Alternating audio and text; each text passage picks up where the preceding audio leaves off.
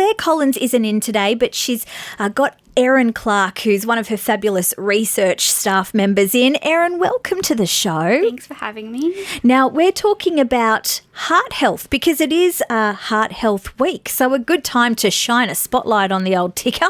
Yeah, exactly. I feel like everyone could do with a bit of nutrition advice at this time. Yeah, so we're going to focus on diet and the impact that diet does have on our heart. Yeah, exactly. I'm a dietitian by trade, so I'd like to talk about this topic a fair bit. Okay, so what are the main things when it comes to diet and heart? What do we need to be doing? Yeah, so diet is one of our what we call modifiable risk factors, so it is something we can change. So key things are eating a bit more fruit and veg, eating some more whole grains as well. Things like choosing like your leaner cuts of meat, so choosing ones with less fat on them. Seafood's a great lean source of protein as well, or your vegetarian options. Reducing our red meat intake and our processed meat like our ham and sausages. Oh, we'll have to get on to the hams. It's a hot topic at the moment. But when we say fruit and vegetables, realistically, how many cups of fruit and veggies are we needing to have a day to be getting all of the good things for the heart? Yeah, so recommendations are about 2 servings of fruit a day. So that would be like a cup of fruit salad as a serving, like a medium apple, banana, 2 small pieces of fruit like kiwi fruit if you're going down that road. Veggies, so if you're eating salad, it is about 5 cups of salad a day, or if you prefer to cook your veggies, portions are a little bit smaller, so about half a cup. Because we're not getting as many of the nutrients in, they cook out, is that correct? Just because it decreases in size. Yeah. Okay. What about the red meat? I don't like this. I get shocked when I hear how small the portion should be. Yeah, so a portion is about the palm of your hand, or about 65 grams cooked. So if you're buying 100 grams of raw meat, that usually cooks down. So a lot smaller than your 300 gram steaks that you might get at the pub. Okay, and so looking for that lean meat. Now, we're going to have to talk about the ham and our processed meats, because we've heard today that the Cancer Council has called for ham sandwiches to be no more in the school lunchbox.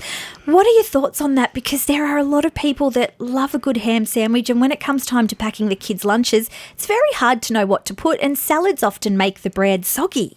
Yeah, I can definitely understand why people do choose ham as a staple. It's easily available, it's quick and easy to slap on a sandwich, but it is a little bit high in salt, and it is more processed than your leaner meats like chicken and turkey. So if you do like a sandwich, it is an easy swap to even buy like your shaved chicken or turkey breast instead. Okay, so still okay to get it packaged and shaved, but just a better meat in general with the salt intake. Yeah, just a little bit less processed than ham. Can we have ham once a week?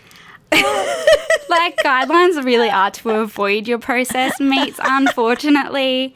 But if you're mostly picking your leaner options, eating all the rest of the good stuff, occasional. So that's definitely ruling out the Devon and tomato sauce option, isn't it? That's a big fat cross. Yeah. Yeah. Okay. People still eat Devon sandwiches. Now, what are some of the statistics around heart disease? Yeah, so about 1 in 6 Australians are currently living with heart disease. So it's a fair amount of people. And heart disease actually contributes about 25% of all deaths in Australia. Wow. Yeah, so it's a lot. Big, yeah.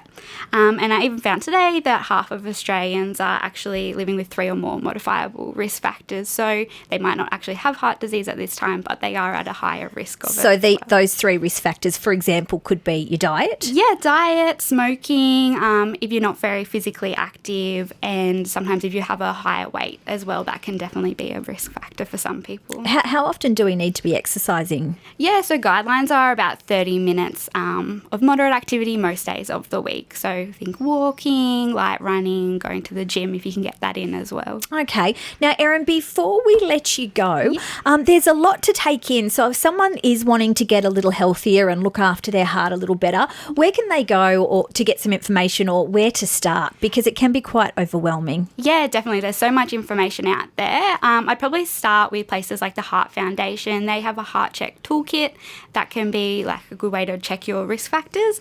And Claire is also got a website called No Money, No Time, and they have some blog posts as well on heart health and diet, as well as some recipe links. Well, Erin, thank you. You've done an amazing job. You would have done Claire proud. Thank you for coming in. It's 10:29 on 2 on URFM. A broadcast service of the University of Newcastle.